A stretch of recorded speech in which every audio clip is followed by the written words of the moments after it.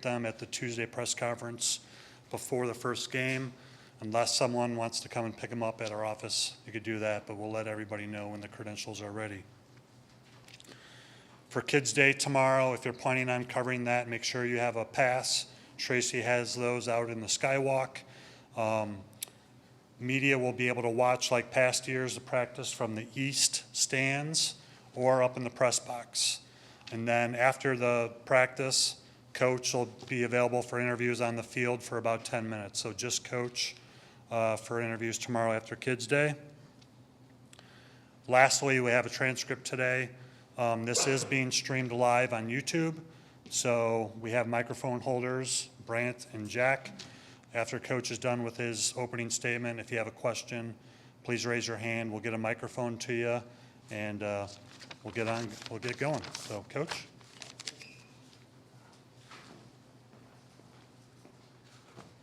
Appreciate it, Matt, and thank you, and welcome to everybody. Good afternoon.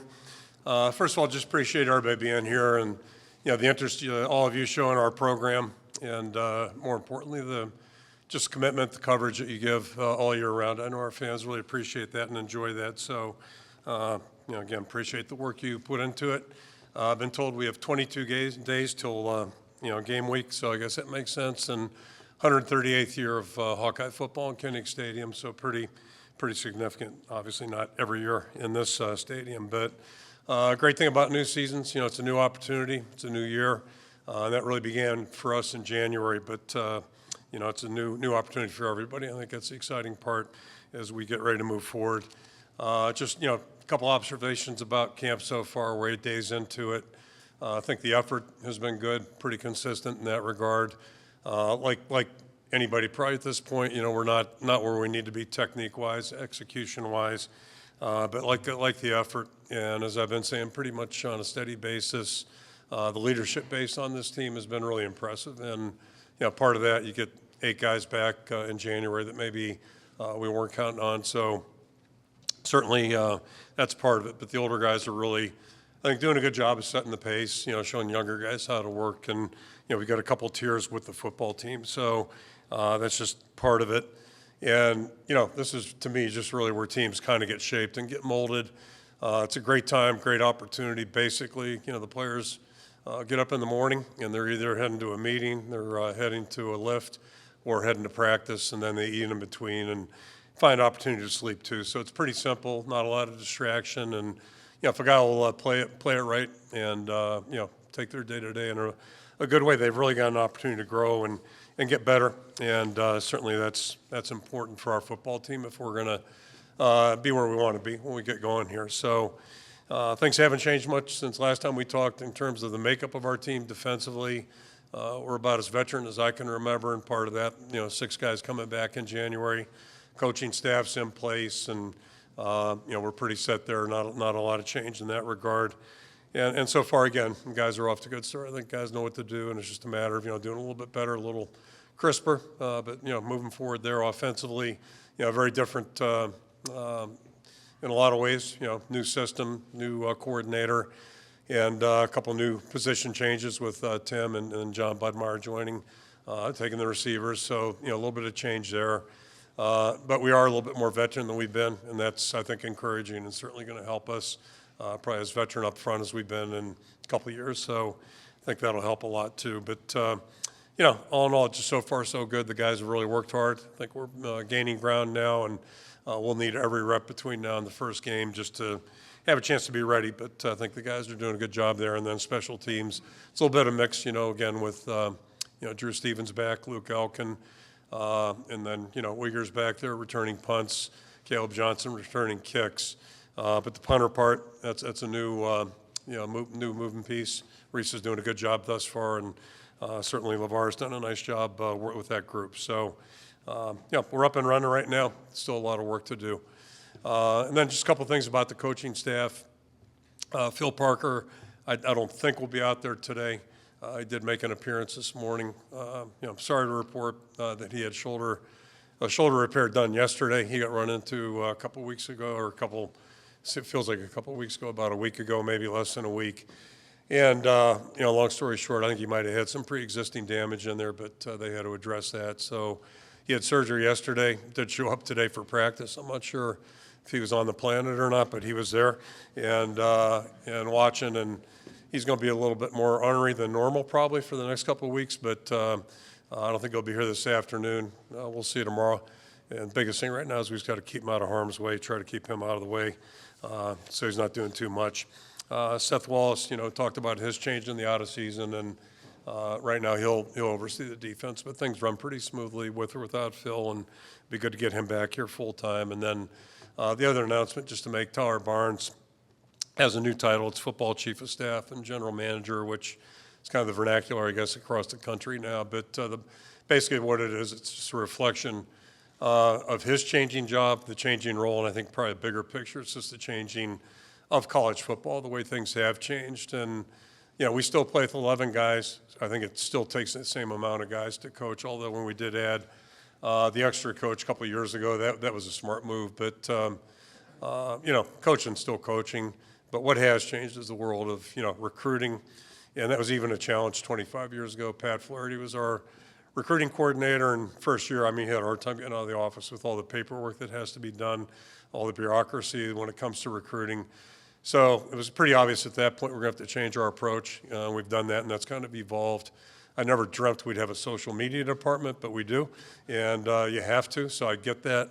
It's the same thing, going back to Tyler. Tyler basically is really helpful in overseeing our entire personnel group. Used to just be recruiting. Now you got NIL, you got portal. There's all kinds of stuff, all kinds of moving pieces, and having him in place really allows me to do some of the things I want to be doing. And I think the other thing I would just mention, the recruiting calendar has changed a lot. Certainly different than 25 years ago.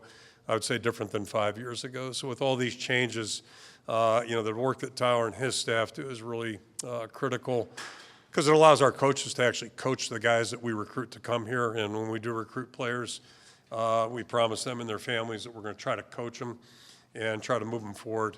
To do that, you have to be here, and you have to be present, mentally and physically. So it's really interesting how things have shifted a little bit, and I think it's a bigger challenge now than ever. So really, I want to give compliments to our personnel department. They're doing a good job, and it allows the coaches to do, I think, what they enjoy the most, and hopefully what they do best. So, just in closing, again, just, new team, new time, new team, new opportunity. We are a different team than we were in April, and lots happened since then.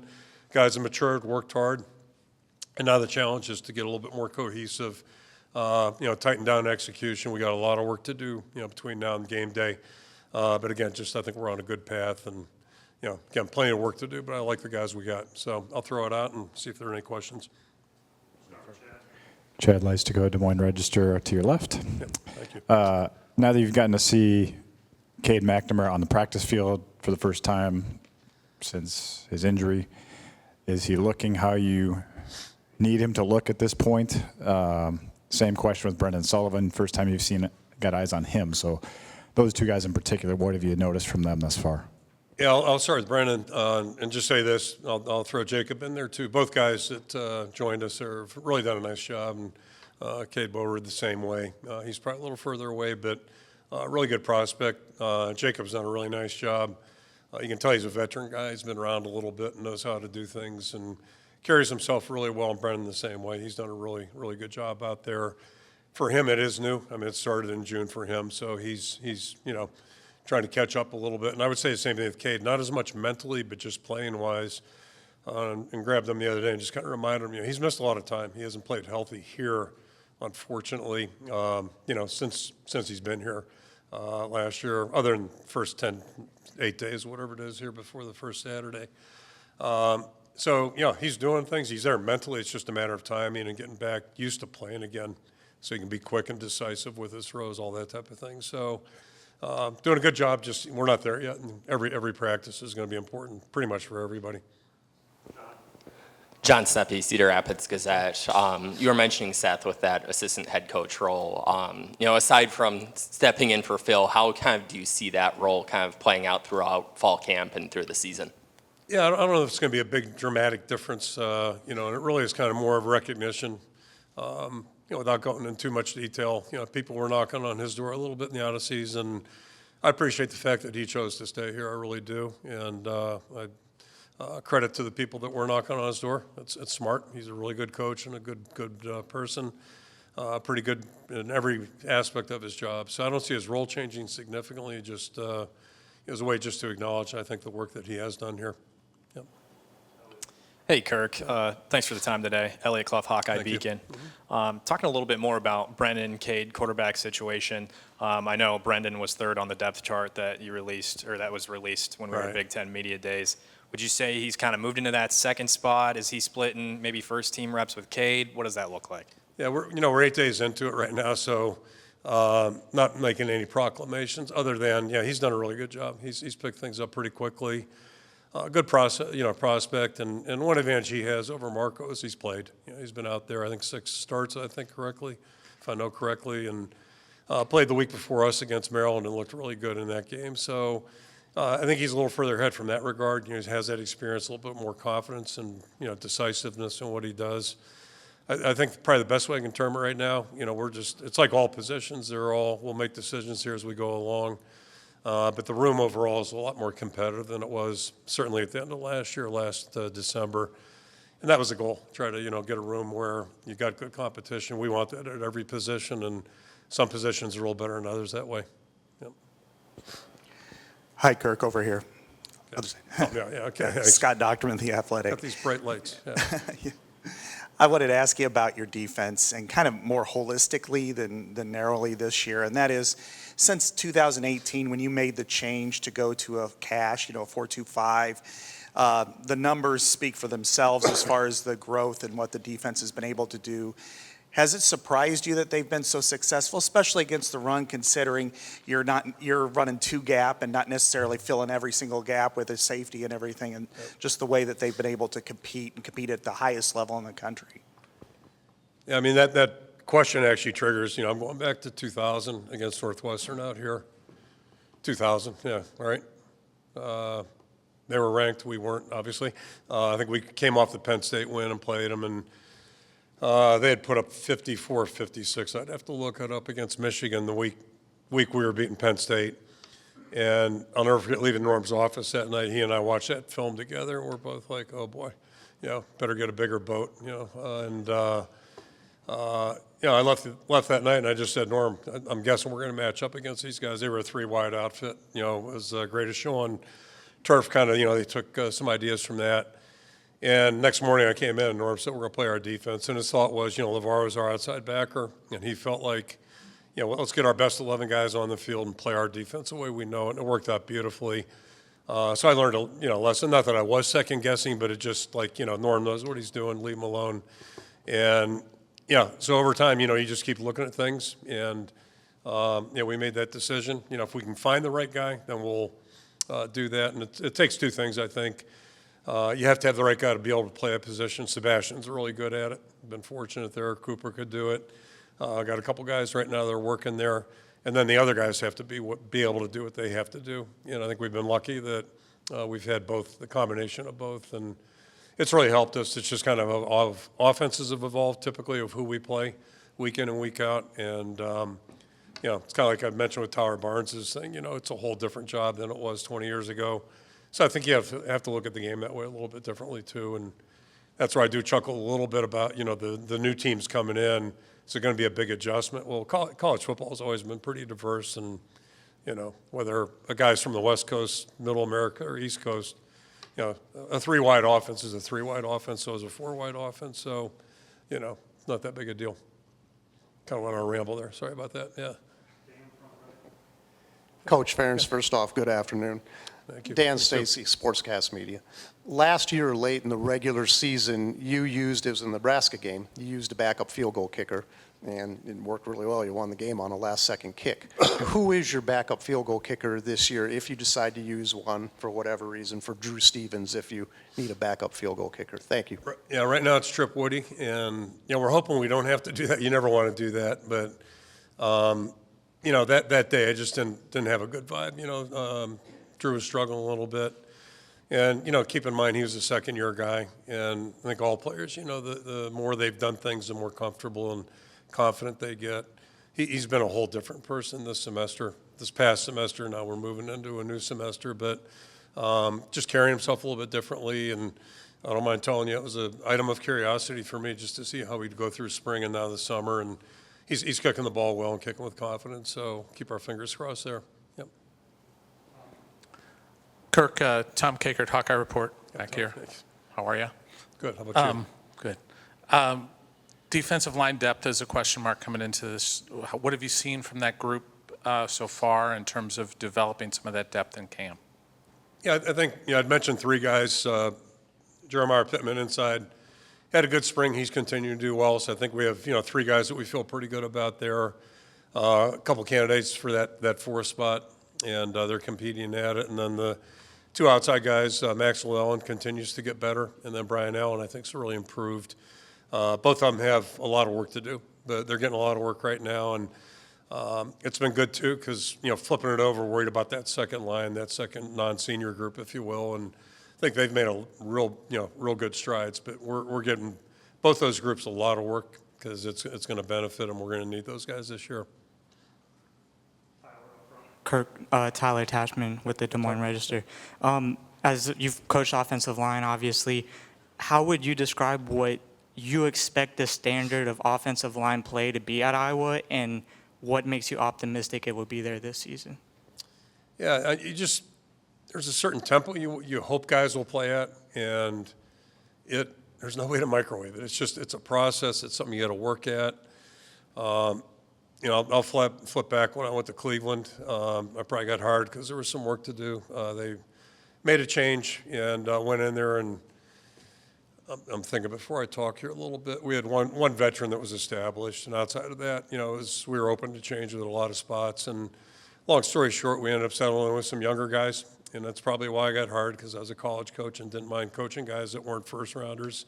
Went in and did that. And what I do remember distinctly, it was we were 7-2, so it was week 10 the next year, our playoff year. And that was a game where the line just started playing with the kind of tempo. We were playing in Philly. They were 7-2. Why you remember stupid things like that, you do. But it was a big game. And our guys really played like they just took a step. And there was an error they had, just the way they played. They broke the huddle with a little bit more confidence. And most importantly, when the ball snapped, like they were humming, they were playing. And, all you do is just keep chipping away. It's like everything in football. You just keep chipping away. Yeah, but you got to have the right people, and then they just got to believe and keep pushing. And these guys have done it. We've had our share of challenging situations, but the guys have stayed. They've hung tough. George has done a great job keeping them focused on the right things, and just starting to see that in practice. We're starting to see them play at a little better tempo than we've had in the last couple of years. And I said this in Indy. All I know about Iowa football, my 35 years, 6 years here. When our line plays good and our quarterback plays good, we have a chance. We have a chance to have a good offense, and that's pretty much true of anybody. Unless you're in one of those offenses where you don't worry about blocking guys, you better have really good skill guys. It's always good to block people. That's kind of how I was raised, I guess. Hey, Kirk. Corey Rada from the Hawkeye of the Storm. I think I caught this correctly at Big Ten Media Days. You mentioned with Brendan's skill set, potentially having a package ready for him, even if he doesn't win the job. Is that maybe some of the Tim Lester effect that he kind of feels utilizing, like you said earlier, your best players? Could that come into play at quarterback with Brendan and potentially with Marco's skill set? Yeah, I mean, Tim's done a great job. Let me say that right now. He's a great person, great coach, great enthusiasm. The players respond to him, but we've had a lot. I'd say this: we've had a lot of good people coaching here. And I just think that's good football. If you got a guy who can do something, then you're going to try to, maybe carve out a package or at least be ready. And right now, we'll just let everybody keep competing and see what happens. But whoever's in the game, hopefully you're going to steer things a little bit to accentuate what they do best. And there's some certain things that you may not want to do just because they don't do them well. So that's part of the package. But, he's off to a great start, and he is a good athlete, and he's versatile, and seems to be, really poised under pressure, and he's feeling some pressure. He's getting it from the defense, so it's good to watch guys react. Hey, Kirk. Shannon Earhart, KCCI. What about this offense makes you think they're going to be better than last season? I'll start with a couple questions ago, just talking about the line. I just think we're finally at a place maybe where we can, play at the pace we would like to play, and that's it's a good thing. So at least it gives you a good start. If our quarterback will make good decisions, which I'm confident, we're going to be a little bit better off there, certainly than we were the last part of the season. And then you got to keep guys healthy, and they've got to play it up to their level of capability, which I think we're, again, a little bit healthier than we've been the last couple of years. Pardon the pun there, but we've got the potential. We've got a couple good tight ends, good tight end room. The receiver room's young, and I think promising. It's encouraging. We're not there yet by any stretch, and we've got a group of backs that are capable. So, if everybody will play and utilize the experience that they've gained, which is, easier said than done sometimes, and put all together, and, if we're cohesive, we'll have a chance to be okay. Right side, Lynn.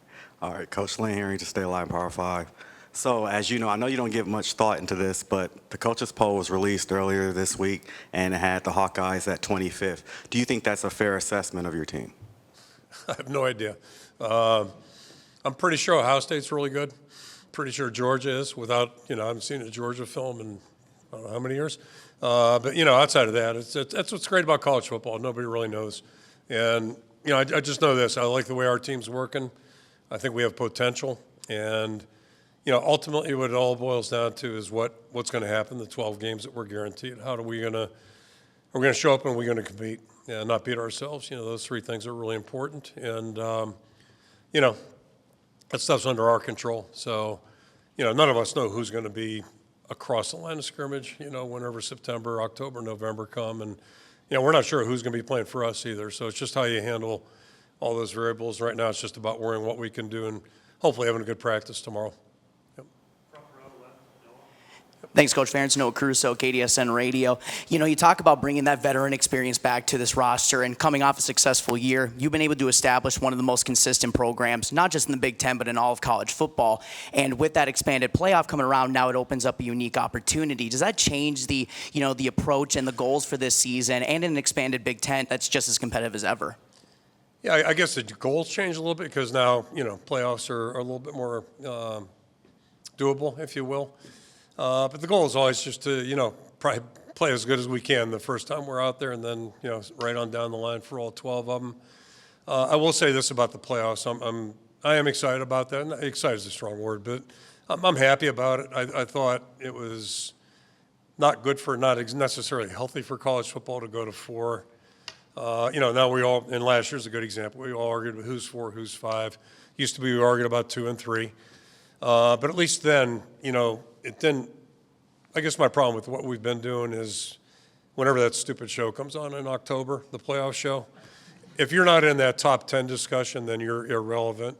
And I just think we missed the boat in college football, me personally. And so at least now, I assume when that show comes on, they'll talk about 20 teams instead of 10 teams. And that's good. That's healthy. And I think the more teams they talk about, the better, because there's so many good stories across the country. And so that was my problem with the 4 thing, And I guess we're going to go to, 14 or 16 next. So if we're going to open up, might as well open it up. And I'll give Tim Polisak a call. And, he can tell me about how you practice during finals week and all that stuff. I'll get some tips from him and play 18 straight games. But, hey, if we get the chance to play him, nobody's going to complain. I'll promise you. Kirk, Elliott, Clough, Hawkeye Beacon. I know you've only been practicing 8 days, right? But pretty large freshman class came in, 21, was it? Something like that for this 2024 class. Any of them stood out so far? Yeah, they're doing a good job. It's they're playing catch up, and that brings up another little side discussion. But they're kind of playing catch up right now, and just trying to learn. And we're giving them opportunity. We carve that into our practice schedule where we let the guys that maybe aren't working the 1s, 2s, and rotating through there, try to give them work every day. Just to if they make a mistake, but just go. Let's see what you can do. So it's been helpful, and I think we see some things. It wouldn't shock me if the end of camp here I might have something to tell you about that. But right now, you can judge them for yourself tomorrow. That's one that's funny that came up. You just talk about the side effects of some of the things. This road we're going to be going down with 105 roster, proposed 105 roster. you know, we have made a living on guys that were 3-sport, 4-sport athletes. Saw Pat Anger back there. Where's Pat at? Outstanding soccer player, am I right? Only in Iowa can a guy play soccer and football, right? And it's Mike Follett was the same way. But, you know, where I grew up, it was, if you played soccer, you didn't play football. It was a fall sport. So anyway, but my point is, like, you know, we've had guys who were heavyweight wrestler champions, basketball state champs, track champs. And in the new world we're entering, you know, we're going to be negligent at our jobs if we're not trying to, not force, but really encourage guys to come out at midterm their senior year. So, you know, when we think about all this global stuff with college football, we forget about the trickle-down effect. And to me, like, that ought to be part of the high school experience. I'm really torn on that. But I know this, if we don't win, then we're, you know, we're in trouble. So it's like, you know, forget about the high school stuff, buddy. Stuff 5 years ago we said was important, not so much now. It's just, you know, it's one more complexity, one more little unintended consequence of this new world we're entering right now. It's kind of disappointing. We got 4 more in queue, and then we'll wrap up. We'll start with Adam. Adam Jacoby, Hawkeye Bacon. Thanks a lot for your time, Kirk. You've got a pretty loaded backfield depth chart, and last season you guys sort of rode the hot hand whenever you had it. As you've seen practice go on this year, has anybody really started to stand out in that backfield, or is it just going to be a who's running the best week by week? Yeah, I think they're all doing a good job right now. How far into this are we right now? Half hour, something like that? Nobody's asked about injuries. I'll bring it up. I'll volunteer it. How's that? So we got 4 or 5 guys that have been out with you know, soft tissue injuries and stuff like that, and unfortunately, LeSean's one of them. So you triggered a thought there. So we know who he is. I mean, and we got total confidence in him, but he hasn't been able to go. Hopefully, we'll get him moving here pretty quickly. But he's working through some stuff. Nothing long term. A couple of receivers out of that, but to that point, so you know, the room got reduced by 1, and then TJ's been working receiver, and he can do both. So, you know, as we go along, we'll figure this stuff out. But it's a good group of guys. They're a really good group, and they're all doing well. And we'll just see how things play out. Yep. Can't believe you guys haven't asked about injuries. Oops. I beat you to it. That was my question, actually. Yeah, okay. So, well, happy to say, but not happy. Phil Parker's the worst of what we got. So I guess I'll just feel good follow about up. that, but- I'll follow up like a little more detail here. First of all, Entringer, I mean, is he out this year? What's his prognosis? No. And then if he's back. Yeah, it's, you know, one thing about medicine, and I've sat in meetings for 26 years, I'm certainly not a doctor. You can look it up, I don't have a master's. So, but you learn a lot in medicine, you know, just sitting there and listening to smart people talk. And one thing I'm pretty sure of, like, everybody's different in terms of their healing capacities and pace, all that stuff. He's broken every record. So he's practicing. We're not letting him tackle anybody or anything like that, but he's practicing and did tweak his ankle this morning. So I don't know if he'll practice tomorrow or not, but doing a really good job. We're going to try to be really smart because it takes, what I also know or have learned, when guys get cleared, it takes a while for them to get their confidence back. He's really kind of running around like there's no problem, but try to protect him from himself a little bit. So my question was just, it seems like the past couple August, maybe I'm misremembering, we've been pretty injured this time of year, like the last couple of years. Is this a healthier camp, I guess, than you've had in a while? So far. And it's the soft tissue stuff that takes time is frustrating. But you can't change it. And I told somebody the other day, I said, you know, I woke up at 3 in the morning, it's about 5 days ago. Just turned 69, I'm waking up at 3 in the morning thinking about hamstrings. There's something wrong with that picture. You know, it's just not how you want to be. You know, the golden years, right? Golden this. So, you know, it's just, anyway. But it's part of football, unfortunately. Hi, Kirk. Scott Docterman again over here. I wanted to ask you about the new opening up of analysts being able to take on-field roles and kind of mixing and matching, whether it comes to recruiting. How much conversation have you had with that? Are your analysts now working with some of your position players? And what do you see for the short-term and long-term for that, for the Iowa Hawkeyes? Yeah, I think it's probably a good move. And there's coincidentally, there's a guy who has been visiting here the last 4 years, like, let me rephrase that, 2 camps, 2 springs. Veteran guy that if I had taken a job in San Diego, I looked at a job in San Diego in 1996. He was on the staff with Bobby Ross. So anyway, we've known each other for quite some time. He's come up and My point is, I invited him to camp this year. He got hired at a university in the ACC as an analyst to come in and actually coach hands-on. I think we've got a good coaching staff. I don't think we have been deficient with the work that we do with our players, and that's what I was alluding to with the recruiting staff. As long as we have what we need there, I'd prefer the coaches to do the coaching. And I don't mean that disrespectfully, but the guys that are here every day and the analysts that we do have, yeah, they're helping out, but they're not the primary coach. And I'm kind of a believer in, like, you know, there's responsibility, there's accountability. And, you know, if you coach a position, you coach them. And one thing on coaching, I was a line coach by trade, and I got asked by someone I worked for at one point, would I be comfortable in, like, you know, having a guard tackle, or his guard center coach tight end tackles? And I told the coach, I said, you know, you're the head coach, you make the decisions. I said, my preference is I'd rather have those 5 guys. I just think it's really important that players hear a voice, a single voice, and they get consistent coaching. And then in turn, as a head coach, I like to be able to go right to the source. You know, hey, what are we doing here? You know, what are we teaching? What's the communication? All those kinds of things. To me, the more people get involved, the more of this stuff you got going on, or I thought I heard, and all that stuff. And I mean, it ain't that hard. There's still 11 guys out there, and it's still the same game. What is hard is doing it. Like, you know, being a good tackler, good blocker, that's hard. But I think we can coach it. So, you know, maybe I'm missing the opportunity here. We'll see. And we'll keep looking at it. But I wasn't eager to, like, bring in 5 new guys. Last question, back left, Scott. Coach, Scott Sable from Hey, Scott. KCRG. I wanted to ask you about Caden Weegan. I've heard good things about him. How far has he come, and what can he do for your team this year? Yeah, he's always been fast, you know, and he's fearless, as you've seen. Like, you know, he has no fear out there.